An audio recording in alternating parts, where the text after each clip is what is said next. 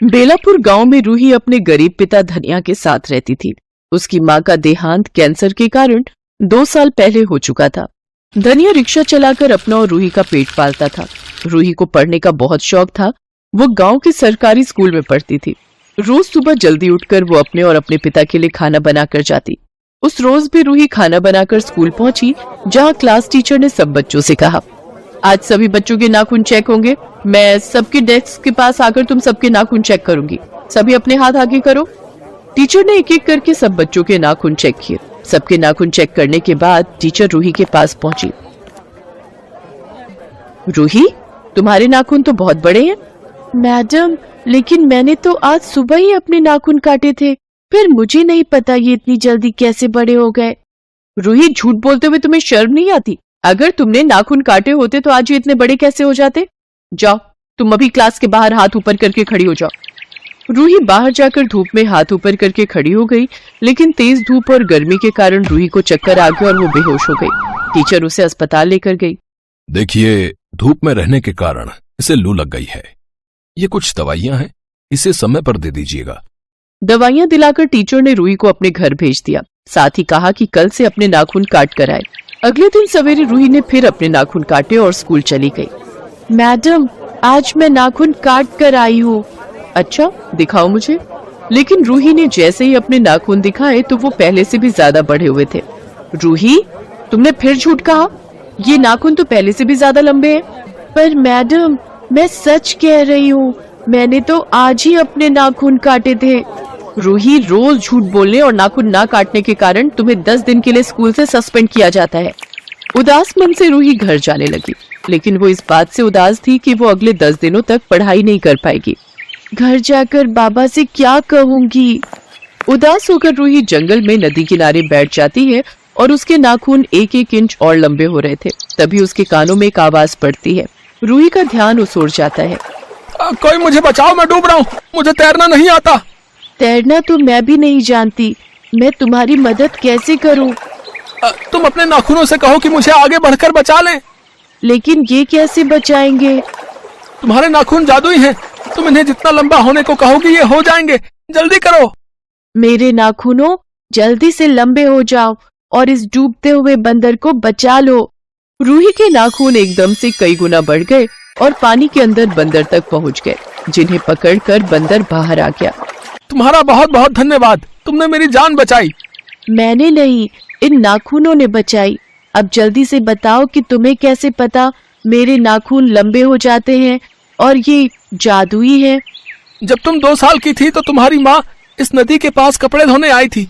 उस वक्त तुम्हारी माँ ने कुछ जंगली जानवरों से मेरी माँ की जान बचाई थी, जिससे खुश होकर मेरी माँ ने तुम्हें यह वरदान दिया था कि जब तुम 10 साल की हो जाओगी तो तुम्हारे ये नाखून जादुई हो जाएंगे। लेकिन इन नाखूनों से भला क्या जादू हो सकता है? तुम इन नाखूनों से कितनी भी पास या दूर की चीजों को छू सकती हो। तुम इन नाखूनों से जिस भी चीज को छुओगी वो सचमुच का हो जाएगा। सच में? ये बात बताने के लिए तुम्हारा बहुत बहुत शुक्रिया। रूही खुशी खुशी घर आई और आते ही उसने अपनी ड्राइंग की किताब खोली और उसमें छपे फल पर अपने नाखून लगाए। वो फल सचमुच किताब से निकलकर असली के हो गए। रूही ने खूब फल खाए और कुछ अपने बाबा के लिए भी रख दिए। शाम को धनिया ने जब फल देखे तो उसने रूही से पूछा, रूही, तू ये फल कहाँ से लाई? कहीं तूने कोई चोरी वोरी तो नहीं की ना? नहीं बाबा, मैं आपको कुछ दिखाना चाहती हूँ। रूही ने नोट के कुछ चित्र बनाए और उन्हें अपने लंबे नाखूनों से छू दिया। तभी वो रुपए असली बनकर बाहर आ गए। धनिया हैरान रह गया। रूही ने उसे सारी बात बताई। रूही ने धनिया को वो पैसे देते हुए कहा, लो बाबा, अब इन पैसों से घर का राशन और अभी के लिए खाना ले आओ। धनिया भागकर ढाबे पर गया और खाना पैक करवाने लगा। क्या बात है धनिया, आज तू सचमुच खरीदने आया है? रोज तो बाहर से ही सूंघ कर चला जाता था। आज मेरे पास बहुत पैसे हैं। आज हम दोनों बाप बेटी भरपेट खाना खाएंगे। खाना खाने के बाद रूही ने पेंसिल से डबल बेड बनाया और उन्हें अपने नाखूनों से छू दिया। तभी उनके सामने डबल बेड प्रकट हो गया। अगले दिन रूही ने अपने नाखूनों से फिर नोट बनाए और धनिया को दिए। बाबा, आज से आपको कमाने की जरूरत नहीं, ये लो पैसे और अपना खुद का कोई काम शुरू करो। बिटिया, अब तुम एक बड़ा सा घर बना दो जिसमें हम दोनों रह सकें। बरसात का समय है, झोपड़ी में पानी रिसना शुरू हो जाएगा। रूही ने अपने नाखूनों की मदद से एक बड़ा पक्का घर खड़ा कर दिया। धनिया ने भी अपना लकड़ियों का व्यापार शुरू कर लिया, जिससे उसे खूब आमदनी होने लगी। काश कि ये नाखून मेरे कहने पर ही बढ़ते और घटते रहे। उसके इतना कहते ही उसके नाखून छोटे हो गए। अब वो खुशी खुशी स्कूल जाने लगी। अब रूही और धनिया के सारे दुख दूर हो गए और वो खुशी खुशी रहने लगे।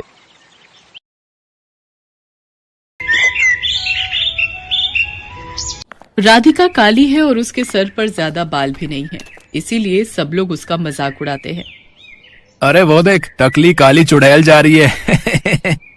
पता नहीं भगवान ने इसे बनाया है क्यों, इसे देखने से मुझे उल्टी आती है भाई।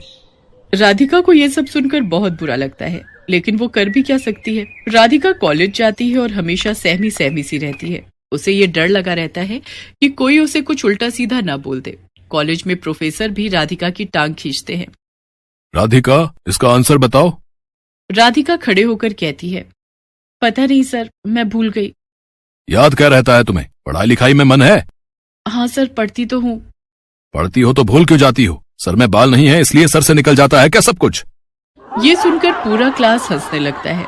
राधिका की आंखों से आंसू बहते हैं, लेकिन उससे बाकियों को क्या, वो लोग तो बस राधिका का मजाक बनाना चाहते थे। राधिका को अपने घर में भी शांति नहीं मिलती है, क्योंकि घर में उसकी सौतेली माँ सरला उसे चैन से जीने नहीं देती है। आइए महारानी आइए, कॉलेज से बहुत पढ़ाई करके आ रही है महारानी साहिबा। काली चुड़ैल कहीं की पूरा दिन कॉलेज में बिता देती है और घर का काम मुझे करना पड़ता है। मैं घर का सारा काम करने के बाद ही तो कॉलेज जाती हूँ माँ। अच्छा, अब जबान भी लड़ाने लगी है तू? तेरी मरी हुई माँ ने तुझे क्या यही सिखाया है?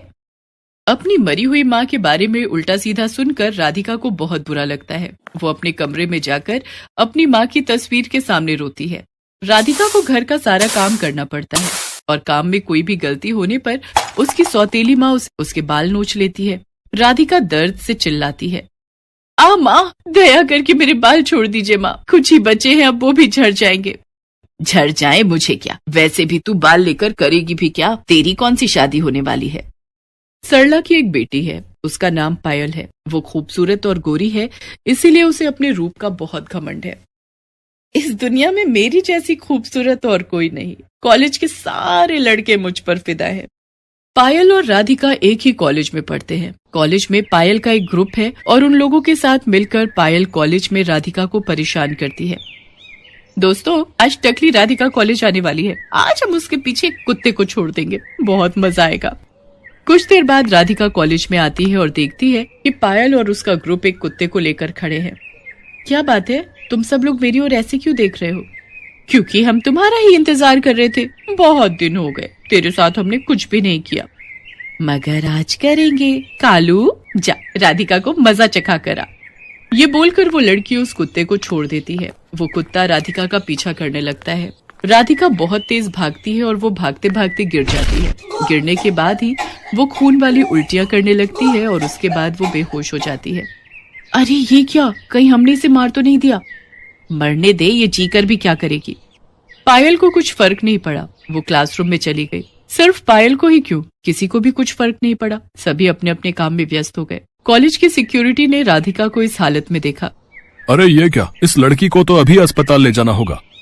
सिक्योरिटी पायल को तुरंत अस्पताल ले गया और वहाँ चेकअप के बाद राधिका को होश आया। डॉक्टर साहब ने कहा, आपके लिए एक बुरी खबर है।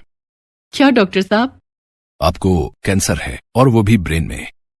ये सुनकर पायल को सदमा सा लगा, वो रो पड़ी। अब क्या होगा डॉक्टर साहब, क्या मैं और नहीं जी पाऊंगी? ट्रीटमेंट करवाना होगा, उसके लिए महीने के 50,000 रुपए चाहिए। 50,000? हर महीने इतने पैसे कहाँ से लाऊंगी मैं? राधिका घर लौट गई। वो अपनी माँ की तस्वीर के सामने रोने लगी। माँ, मैं और कुछ ही दिनों में तुम्हारे पास आ रही हूँ माँ, हम दोनों एक साथ बहुत खुश रहेंगे। राधिका के सारे बाल झड़ गए, वो पूरी तरीके से गंजी हो गई। सब लोग उसके ऊपर और भी हंसने लगे। तू तो पूरी तरह से गंजी हो गई राधिका। अच्छा है, अब तुझे देखकर लोग सच में चुड़ैल समझेंगे। राधिका ने कुछ नहीं कहा। उसने बड़ी हिम्मत करके सरला से पैसों की बात की, लेकिन वो सुनकर सरला गुस्सा हो गई। तुझे शर्म नहीं आई पैसे मांगने में? निकल जा इस घर से, नहीं तो हमें भी कैंसर हो जाएगा। जा, जाके मर। सरला ने राधिका को घर से निकाल दिया। राधिका रोते हुए इधर उधर भटकने लगी। इस दुनिया में उसका कोई दोस्त भी नहीं है जो इस बुरे वक्त पर उसकी मदद कर सके, इसीलिए वो जंगल में चली गई। इस जालिम दुनिया से जंगल बेहतर है, मैं मरूंगी तो जंगल में ही मरूंगी। राधिका जंगल के बहुत अंदर चली गई और अचानक से उसे दिखा कि एक हिरण जख्मी होकर पड़ा हुआ है। उसके पैर में किसी शिकारी का तीर लगा है। अरे बाप रे, ये क्या, मुझे इस हिरण को बचाना होगा। ये बोलकर राधिका ने उस हिरण के पैर से तीर को निकाल दिया और उसके बाद जंगल से जड़ी बूटी लाकर हिरण के घाव में लगा दिया। हिरण ठीक होकर खड़ा हो गया और राधिका को चाटने लगा। राधिका ने हिरण के सिर पर हाथ फेरते हुए कहा, मैं तो जिंदा नहीं बचूंगी, इसीलिए मुझे जान की कीमत पता है। तू अब अच्छे से अपनी जिंदगी को जी ले। राधिका रो पड़ी, लेकिन तभी वहाँ जो हुआ वो राधिका ने कभी सोचा भी नहीं था। वो हिरण गायब हो गया और उसकी जगह जंगल की देवी प्रकट हो गई। अरे ये क्या ये सपना है? नहीं राधिका, ये सच है। मैं इस जंगल की देवी हूँ। मैं हिरण के रूप में तुम्हारी परीक्षा ले रही थी। तुम्हारे अंदर बहुत प्यार है, मैं प्रसन्न हूँ। बताओ तुम्हारी क्या समस्या है? राधिका ने जंगल की देवी को सब कुछ बताया। सब कुछ सुनकर जंगल की देवी ने कहा, बहुत दुख भरी कहानी है तुम्हारी। मैं तुम्हें आशीर्वाद देती हूँ, तुम्हारा कैंसर ठीक हो जाएगा और तुम्हारे सर पर सोने के बाल आ जाएंगे। तथास्तु। जंगल की देवी अदृश्य हो गई। राधिका का कैंसर ठीक हो गया और उसके सर पर घने लंबे सोने के बाल आ गए। वो खुशी से पागल हो गई। मेरे सर पर बाल आ गए, अरे वाह, सोने के बाल। राधिका जंगल से निकलकर रास्ते में चली आई और उसे देखकर लोगों के होश उड़ गए। जो लड़के उसकी ओर देखना भी नहीं चाहते थे, वो लड़के राधिका के सुनहरे बाल देखते ही उसके प्यार में पागल हो गए। अरे राधिका, ये क्या, तुम तो बिल्कुल ही बदल गई। यार Radhika, I love you, please मुझे अपना बॉयफ्रेंड बना ले। नहीं, मैं किसी अरे गहरे को अपना बॉयफ्रेंड नहीं बनाती। राधिका के सोने के बाल है, ये बात चारों तरफ फैल गई। पायल ने कहा, वो राधिका तो फेमस हो गई, सारे लड़के उसी के पीछे पागल हैं। मुझे भी चाहिए सोने के बाल। पायल राधिका के पास गई और उससे सोने के बालों के बारे में पूछा। राधिका ने भी बता दिया कि जंगल की देवी ने ही उसे ये बाल दिए हैं। पायल सीधा जंगल पहुंच गई और जंगल की देवी की खोज करने लगी। जंगल की देवी, सामने आइए, जंगल की देवी। लेकिन सामने कोई नहीं आया। कुछ देर चलते ही पायल को एक जख्मी हिरण दिखा। उसके पैर पर तीर लगा है और वो दर्द से तड़प रहा है। अरे ये क्या, ये हिरण तो मर रहा है। एक काम करती हूँ, इसे मारकर इसके सींग ले लेती हूँ, बहुत पैसे मिलेंगे।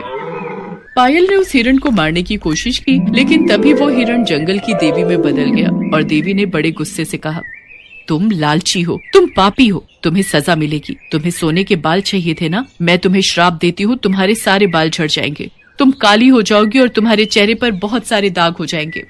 देवी अदृश्य हो गई। पायल के बाल सच में झड़ गए। वो काली हो गई और उसके चेहरे पर दाग हो गए। ये क्या, अब मैं कैसे किसी को अपना चेहरा दिखाऊंगी? पायल रोती रही। उसे अपने किए की सजा मिल गई। इसके बाद से पायल ने कभी घर के बाहर कदम भी नहीं रखा और राधिका को परेशान भी नहीं किया। राधिका सोने के बाल लेकर घूमती